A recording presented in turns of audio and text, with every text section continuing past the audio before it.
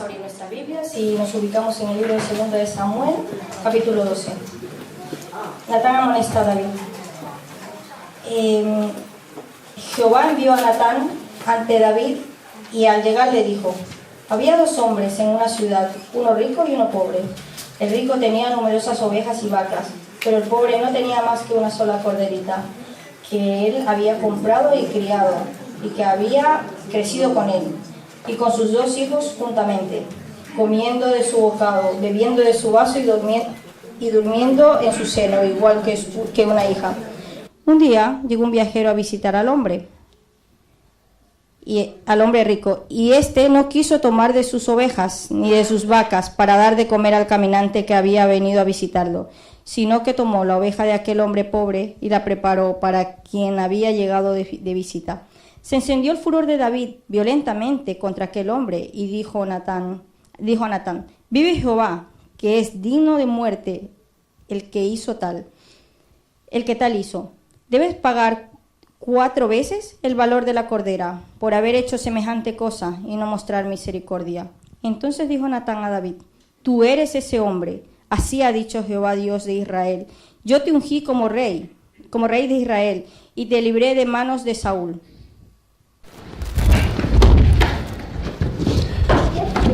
Egunon, muy buenos días. Creo que es un texto por todos conocido, ¿no? Esa parábola del profeta Natán, enviado por Dios a David.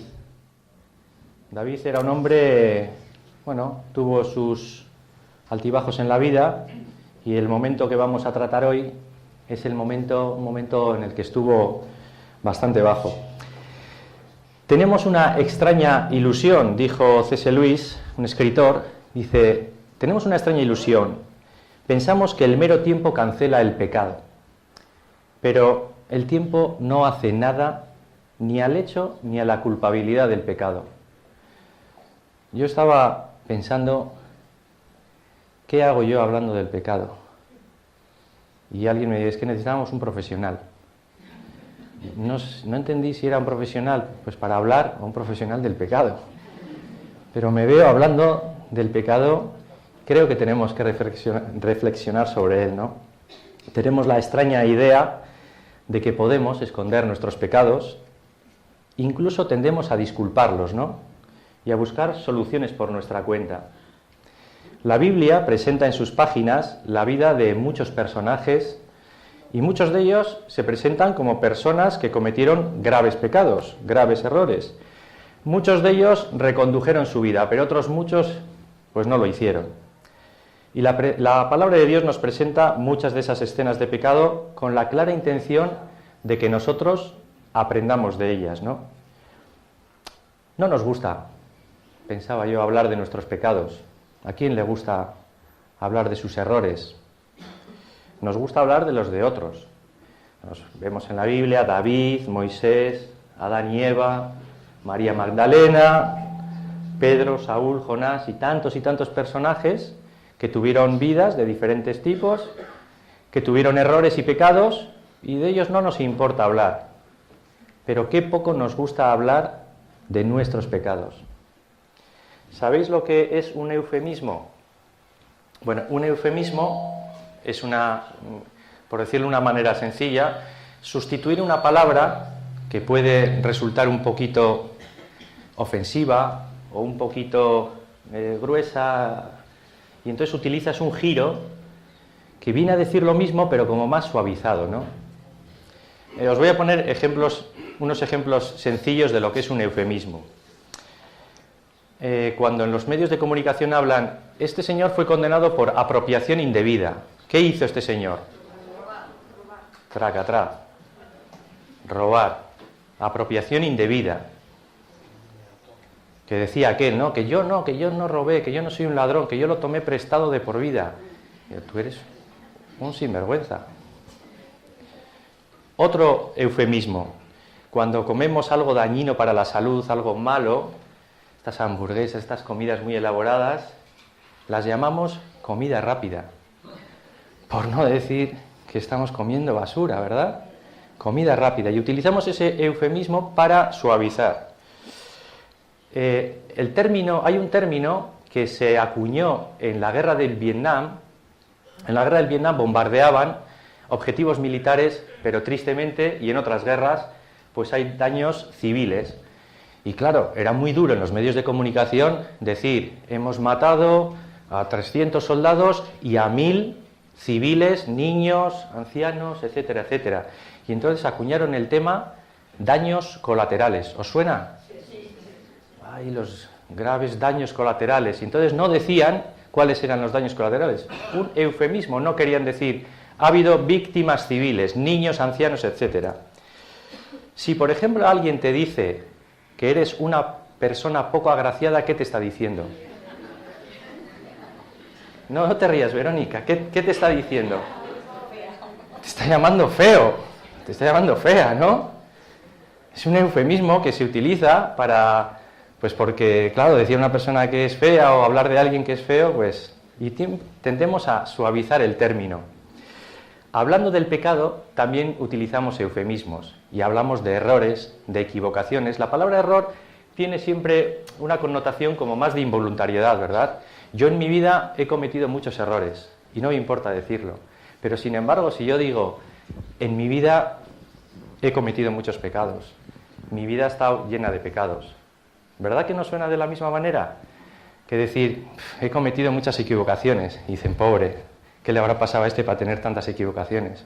Para tropezarse tantas veces. Sin embargo, si utilizamos la palabra pecado, tiene una connotación más seria. Errores, equivocaciones, podemos utilizar el término que queramos, el pecado es el pecado. Hemos leído en el texto que Natán, por encargo de Dios, reprende duramente a David por una cosa, un pecado grave que había cometido, o varios pecados que había cometido. Dice Ellen White, en Patriarcas y Profetas, que David se había apartado del camino de Dios. Y dice literalmente que David se había convertido en un agente de Satanás. A mí me impactó ese término tan duro que utiliza Ellen White. Dice que había descuidado a su familia, que había descuidado la educación de sus hijos y que utilizaba su poder y su situación social y política para hacer su voluntad egoísta. Y en este contexto personal, vamos a hacer como dicen los directores de cine, un flashback. ¿Habéis oído alguna vez hablar del flashback en las películas? Empieza en un punto en el que Natán, el profeta de Dios, le está reprendiendo a David y ahora nos vamos a retrotraer por qué le estaba diciendo eso Natán a David. Recordamos la escena. David, una tarde, dice que se asoma a la terraza de su palacio. Dicen los historiadores que el palacio dominaba toda la ciudad y que desde allí veía todo, veía toda la ciudad y los patios también. ¿Qué dice que vio David? Dice que vio una mujer hermosa que se estaba bañando. No voy a preguntar más, porque si os pregunto igual os pongo en un compromiso. David podía haber hecho algo sencillo, guardar y preservar la intimidad de esa mujer que se estaba bañando, darse media vuelta y meterse en su casa. Y así él se hubiera quedado tranquilo. Pero él se quedó mirando y pensando y encaprichándose. Y él se encaprichó de esta mujer y preguntó a los sirvientes y a los soldados, ¿quién es esta mujer tan hermosa? Quiero conocerla. Bueno, esta mujer está casada. Es la mujer de Urías. Urías es uno de tus soldados más fieles y Urías está en el campo de batalla. Esta mujer está casada. Es lo mismo. Poco le importó a David. Yo quiero conocer a esa mujer. Traédmela a palacio. Y dice la historia bíblica que literalmente dice que la tomó y se acostó con ella. Tenemos claro quién es el culpable de esta situación. Natán, recordad que en la parábola le contó a David, había un hombre rico. ¿Quién era el hombre rico? David. Había un hombre pobre. ¿Quién era el hombre pobre? Urías. Estaba el pobre en batallas, defendiendo al pueblo de Israel. Y esa familia tenía una corderita, era lo único que tenían, y el hombre rico se la coge, el hombre rico que tenía de todo, la coge y la sacrifica para dar de comer a aquel viajante. ¿Quién entendemos que era la corderita?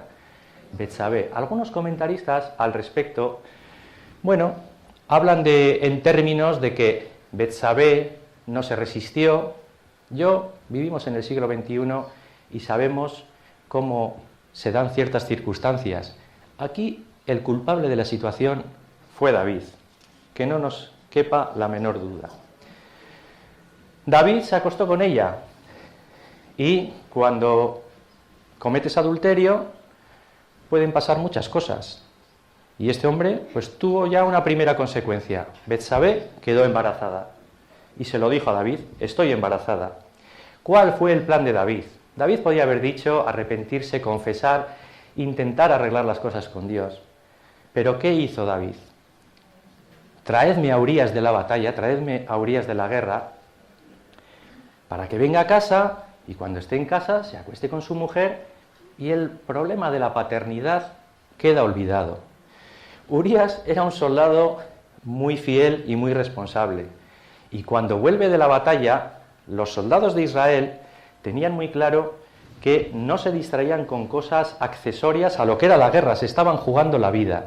Esto ponía yo el ejemplo, pensaba yo en el ejemplo de los equipos de deporte, de fútbol y eso, que se concentran una semana, 2 semanas antes de los eventos importantes y no tienen relación con la familia ni nada porque estaban concentrados, ¿no? Cuanto más concentrados tenían que estar los soldados que se estaban jugando literalmente la vida.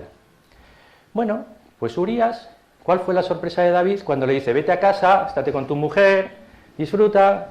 Y dice Urías: no, ni se me pasa por la cabeza.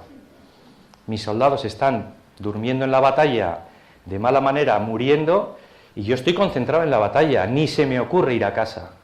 Y lo intentó David en 2 ocasiones. Y Urías le dijo: no voy a ir a casa, voy a dormir con mis soldados. La verdad es que los intentos de David fueron desesperados, pero le salió el tiro por la culata, como se suele decir. Le salió todo al revés. Dice la Biblia, en el capítulo 32 del libro de Números, en el versículo 23, dice: sabed, tenemos que saber, todos nosotros, que nuestros pecados nos alcanzarán. Tarde o temprano, nadie puede burlarse de Dios. Esta es una ley inexorable. El pecado tiene unas consecuencias y el pecado, dice la Biblia, que nos alcanzará tarde o temprano. Y piensas, han pasado muchos años, esto que hice ya no se acuerda nadie. Y os voy a contar una anécdota casi roza el humor, casi un poco, para que veáis que las cosas que se hacen mal, aunque pasen muchos años, pues traen consecuencias. Yo tenía como 14 años, así, 13, 14, calculo, 15 puede ser. Yo iba a un colegio católico, de curas. Estábamos muy reprimidos y buscábamos cualquier hueco, pues para hacer el mal. Porque nos teníamos que revolver ante aquella situación de represión, ¿no? Y me acuerdo que yo era movido y era hablador. A mí, hijo, tápate los oídos. A mí me llegaba de vez en cuando una nota, las notas yo aprobaba y sacaba unas notas decentes. Pero luego me ponía una nota que decía, muchas veces, me decía: se distrae y distrae a los demás. Y esto a mis padres les ponía locos. Buah, yo algún tortazo ya me he comido por esto. Y eran otros tiempos. Se distrae y distrae a los demás. Y entonces en clase yo me acuerdo que me llevaba muy mal con uno que era muy empollón. Yo en Google puse la palabra empollón el otro día y salía su fotografía. Para que os hagáis una idea de lo empollón que era. Es que no os digo más. Blanquito, así, como a poco, muy empollón. Y luego siempre tenía como muy buen rollo con los profesores. Cuando los profesores salían, decía el profesor: a ver, me marcho durante 10 minutos, por favor, ¿quién quiere apuntar quién se porta bien y quién se porta mal? Que podía decir: oye, fulano, Aldo, no. Y este levantaba la mano. Y a mí eso me parecía el paradigma de la traición, ¿no? Y yo le miraba y os confieso, y es que era un poco, yo le hacía así: si apuntas mi nombre, tenemos lío. Y cuando volvía el profesor, pues muchas veces pues decía: Enrique ha estado hablando todo el rato. y me caía, como se dice vulgarmente, la del pulpo. Tenía que hacer algún deber extra o tenía que hacer alguna cosa y yo me llevaba fatal con él, pero fatal que estuvimos un año, coincidimos en clase, pues eso, ya, yo ni le saludaba, no sé qué, tal, alguna cosa le diría, muy mal rollo, que se dice.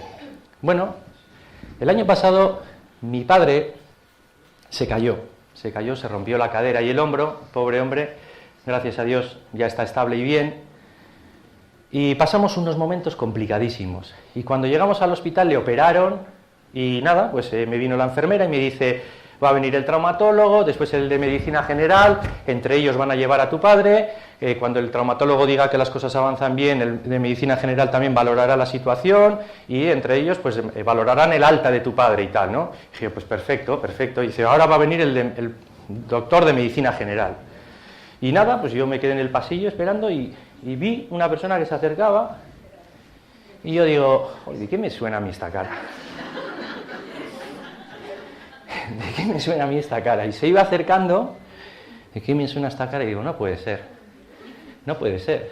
Y sí, y se fue acercando y vaya que sí era. Y cuando le tenía al lado, me dijo, a mí en el colegio cuando éramos pequeños me llamaban Quique, hombre Quique, ¿qué tal estás?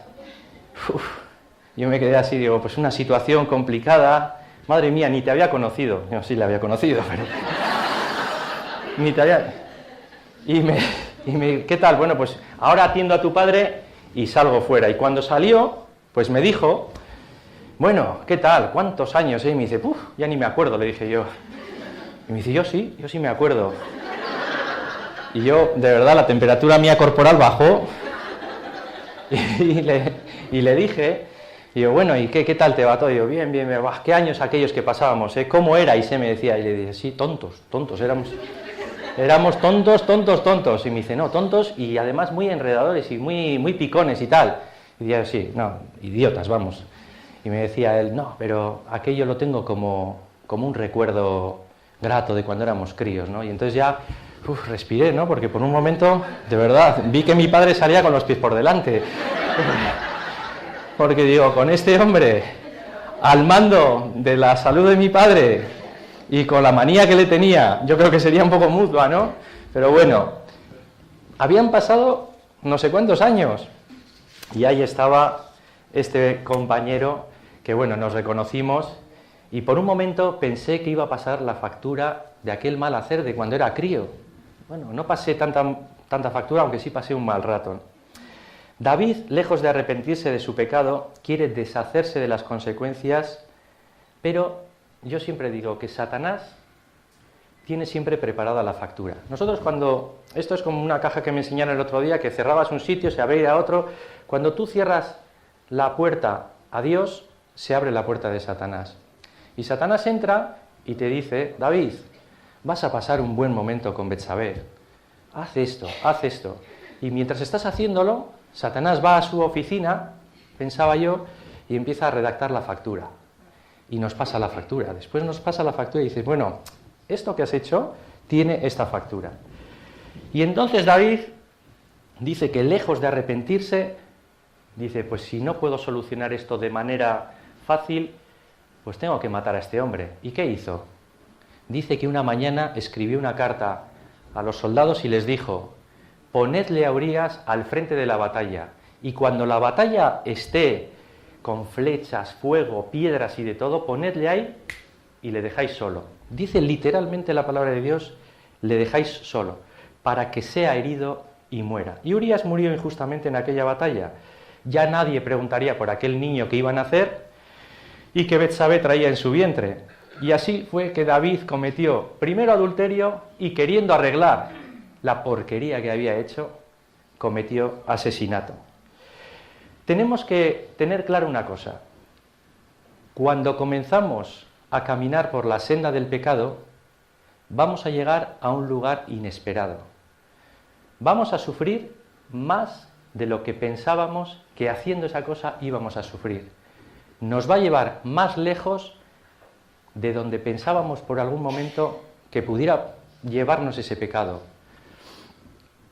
Miles de personas estaba pensando yo, están en las cárceles y me imagino que pensarán, maldito el día que cogí aquel paquete con droga para ganar unos miles de dólares o unos miles de euros de manera fácil y me cogí aquí el avión y me pillaron y llevo 30 años en la cárcel pudriéndome. ¿Verdad? Un pequeño detalle, pero ahí le llegó la factura. A veces pienso en el hospital, cuando te diagnostican un cáncer de pulmón con 50 años y te dicen que te queda muy poco de vida. Y seguro que te acuerdas en ese día, cuando tenías 13 o 14 años y cogiste el primer cigarro y te lo llevaste a la boca y seguiste fumando y jiji jajaja y seguiste y te enganchaste al tabaco y a los 50 años te estás muriendo, compañero. Y ese pequeño detalle, ese momento, fue una chispa, pero Satanás aprovechó la chispa para meterse ahí y para luego pasarte una factura. Y las facturas de Satanás son facturas muy grandes, son muy gruesas. Os voy a contar una anécdota que pasó hace ya años y que algunos de vosotros seguro que conoceréis. Un portero era suplente de este equipo, porque ser portero del mejor equipo del mundo, pues es complicado. ¿Cuál es el mejor equipo del mundo? El Atleti, ¿verdad? Lo tenéis claro, ¿no? Es que he visto voces así como que dudaban. Bien. Hay cosas que hay que tener claras en la vida. Bien. Este era portero suplente del mejor equipo del mundo, que es el Athletic de Bilbao. Bien. Este hombre, un día en un restaurante, tuvo un rifirrafe con una persona. Y en un ataque de ira, podríamos decirle, en un arrebato de ira, este era un hombre grande, yo lo he conocido en persona, un tiarrón de 1,87, 1,88, grande. Y en un ataque, en un arrebato de ira, se levantó, le dio un puñetazo a este hombre, lo tiró, y el hombre cayó mal y se mató. Y este hombre ya quedó marcado para toda su vida. Era más conocido por aquello que le pasó que por el hecho de ser portero del Athletic. ¿Cuántas veces este hombre se arrepentiría de haberse levantado en ese momento y haber tenido un arrebato de ira y haberle dado un puñetazo? Toda la vida. Condicionó su vida y la vida de su familia. El otro día me contaba, bueno, el otro día ya hace unos meses, pero me contaba una mujer mayor que es amiga de la familia, tiene 80 y muchos años, y me contaba que había tenido trabajando, pues porque necesita ayuda, había tenido trabajando a una chica en casa. Y nos contaba, os voy a dramatizar un poquito y rápido, porque si no me alargo mucho. Esta mujer que trabajaba en su casa, pues limpiaba la casa, y un día abrió el cajón de la habitación de esta mujer y vio que había mucho dinero. La señora nos contó así, dijo, ¿cuánto dinero tiene la vieja? Dijo así, ¿cuánto dinero tiene la vieja? ¿Para qué querrá tanto dinero esta mujer? Y cerró el cajón. Y al día siguiente, pues que vino a trabajar, pues volvió a mirar y dice, pues aquí sigue el dinero. Y así durante un tiempo. Pero un día dijo, voy a contar, porque es que parece como que hay mucho dinero. El pecado nunca surge así, bueno, sí, surge así, pero luego lo maduras. Y entonces dice que contó el dinero. Madre mía, qué dineral tenía aquella mujer ahí. Y un buen día, pues no pudo resistir la tentación y cogió 10 euros. Ni se va a enterar con el dinero que hay. Aquello se convirtió en una costumbre y cada vez que pasaba el miraba así y decía, 5 euros. Con la necesidad que yo tengo y esta señora, si no necesita de nada, pues me voy a quedar. Y así pasó el tiempo y al cabo de un año recibió la llamada del hijo de esta mujer. Oye, que queremos hablar contigo, mi madre y yo. Y nada, pues se sentaron. Dice, pues mira, que sabemos que nos estás quitando dinero y tenemos que prescindir de tus servicios y te tenemos que pues echar del trabajo. Y la mujer lloraba y dice que fue una situación tensísima y por favor, que yo no he hecho eso.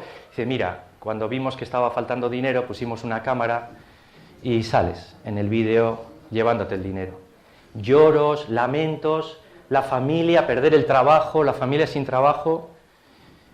Y un pequeño detalle, abrir el cajón. La curiosidad mató al gato, dice el dicho, ¿no? Abrir el cajón. Son pequeños detalles, pero Satanás aprovecha eso para luego pasarte una factura. Y esa factura que le pasó fue quedarse sin trabajo, dejar a la familia, seguro que no compensó para nada todo el dinero que se había llevado. Natán le dijo a David quién era aquel hombre desalmado que había matado a la corderita teniendo él de todo. Le dijo, eres tú eres aquel hombre. Cuando caemos en el pecado, os digo, no caemos de repente. Yo lo digo siempre, os he puesto alguna vez yo creo que este ejemplo, ¿no? Que de vez en cuando se nos pasa un pájaro por la cabeza. El problema es que ese pájaro vaya dejando pues una ramita y otra ramita en nuestra cabeza hasta que haga nido, ¿no? Dicen, y una vez que ha hecho nido, es cuando ya no hay vuelta atrás. Es cuando ya has caído en el pecado. El otro día Nico, hace 2 sábados me parece, dijo en el culto, decía, cree, arrepiéntete, confiésate a Dios y conviértete. Párate y confiesa. Cuando entramos en el pecado, nos metemos en una telaraña y además queremos arreglarlo, porque a nadie le gusta que se enteren de nuestros pecados, entonces intentamos arreglarlos, ¿verdad? Como David intentó arreglar, no me sale de esta manera, a este le mato, y queremos que todo pase y que no pase nada. Y entonces nos metemos en una telaraña. A mí me gusta ir a correr al monte, y de vez en cuando paso por los pinares, por un pinar entras ahí y se te pega la telaraña.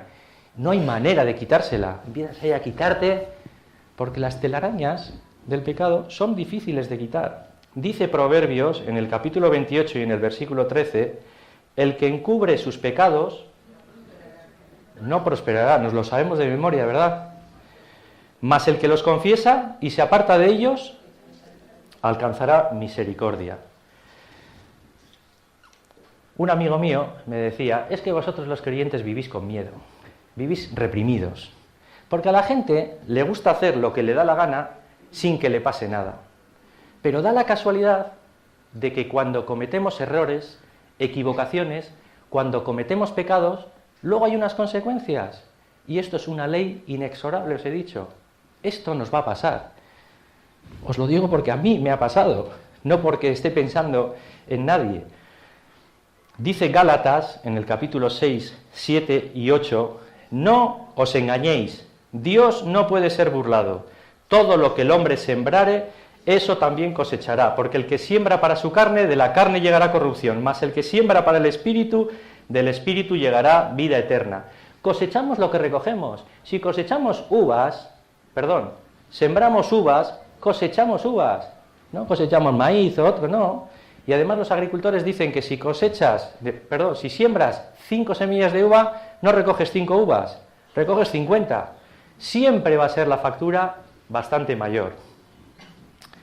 La Biblia nos dice que si hablamos cosas falsas de alguien, vamos a recibir también eso.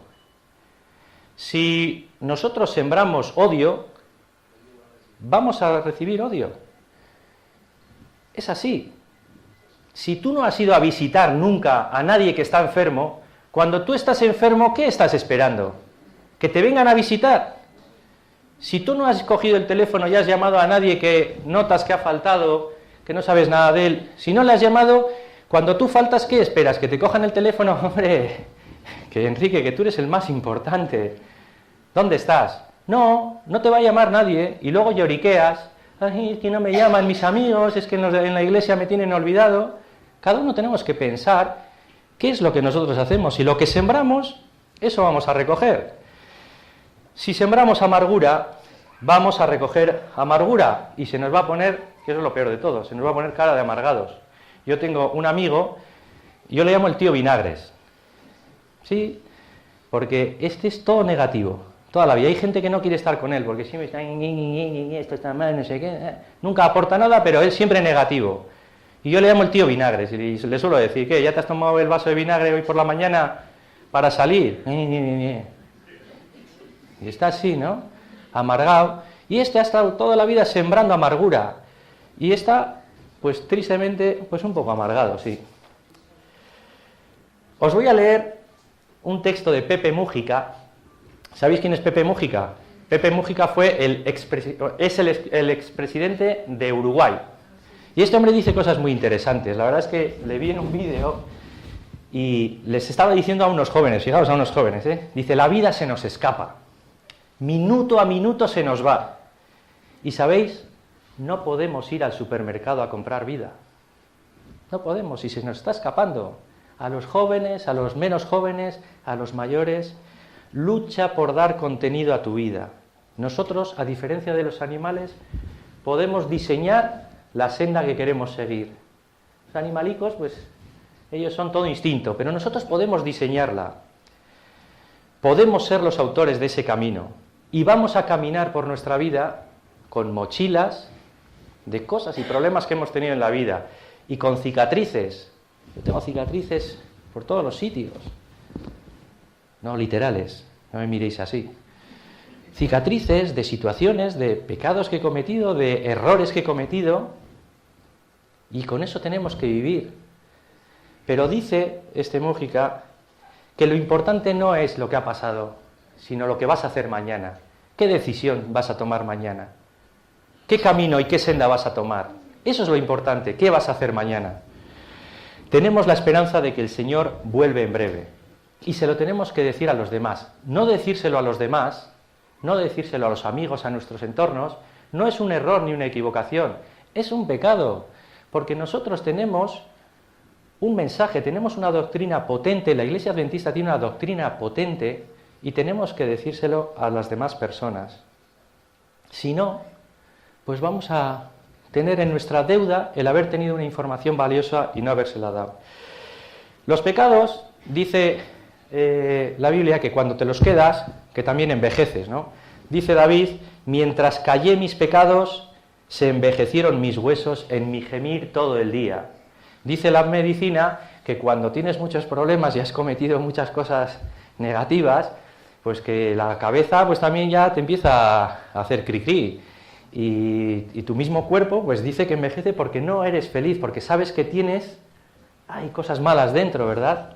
Si confesamos nuestros pecados, decíamos en la escuela sabática, no sé por dónde anda Nico, Él es fiel y justo para perdonarnos y limpiarnos de toda maldad. Voy a terminar este sermón, porque es que si no, yo tenía ahí un montón de cosas, pero me han dicho, nosotros a las 12 nos marchamos, tú puedes seguir hablando, ¿no?, que se decía antiguamente. Bueno, pues yo tengo que cortar esto y os voy a leer un texto, me pareció precioso. Es de la escuela sabática de hace 2 semanas. Es de Elena White, del Camino a Cristo. Y es un texto que me encantó, y si no os importa, os lo voy a leer literalmente. Dice, hay quienes han conocido el amor perdonador de Cristo y realmente desean ser hijos de Dios. Sin embargo, reconocen que su carácter es imperfecto y su vida es defectuosa, y están propensos a dudar que sus corazones hayan sido regenerados por el Espíritu Santo. A estas personas, que a veces puedo ser yo, podéis ser vosotros, que pensamos así, quiero decirles, no se abandonen a la desesperación. A menudo tendremos que postrarnos y llorar a los pies de Jesús, por causa de nuestros defectos y de nuestros pecados, pero no debemos desanimarnos. Incluso si somos vencidos por el enemigo, no somos desechados por Dios, ni abandonados por Dios, ni rechazados. No, Cristo está a la diestra de Dios e intercede por nosotros. Él desea que te reconcilies con Él para ver su pureza y santidad reflejadas en ti. Y si tan solo quieres entregarte a Él, Él que comenzó en ti la buena obra, la perfeccionará hasta el día que Él llegue. A medida que desconfiemos de nuestro propio poder, confiemos en el poder de nuestro Redentor y alabaremos a quien es la salud de nuestro rostro. Quiero terminar diciendo que, creo que alguna vez ya lo he dicho, la vida es una batalla. Y es una batalla diaria, ¿verdad? Y es una batalla dura. Para los jóvenes, para los que no somos tan jóvenes, para la gente mayor, es una batalla dura. Pero tenemos que pensar, y no nos tenemos que hundir, tenemos que pensar que tenemos al mejor a nuestro lado. A nuestro Señor Jesucristo le tenemos a nuestro lado. Y que hay que arreglar todos los días las cosas con Dios. En oración y pedirle perdón pues por las cosas que hacemos mal, ¿no? Arrepentirnos, confesar nuestros pecados y arreglar todas las cosas diariamente. Esta es una batalla diaria. Finalizo ya definitivamente con un texto que os invito que busquéis en 2 de Corintios, en el capítulo 4, los versículos del 7 al 10. Y con esto ya termino. Es un texto que si lo pusiéramos en una película de estas que dan de batallas, es como una arenga, pero es una arenga que te da oxígeno, que te lleva arriba, ¿no? Porque a veces, como decía Elena White, pensamos que como cometemos errores y equivocaciones, el Señor no quiere saber nada de nosotros, nada más lejos de la realidad.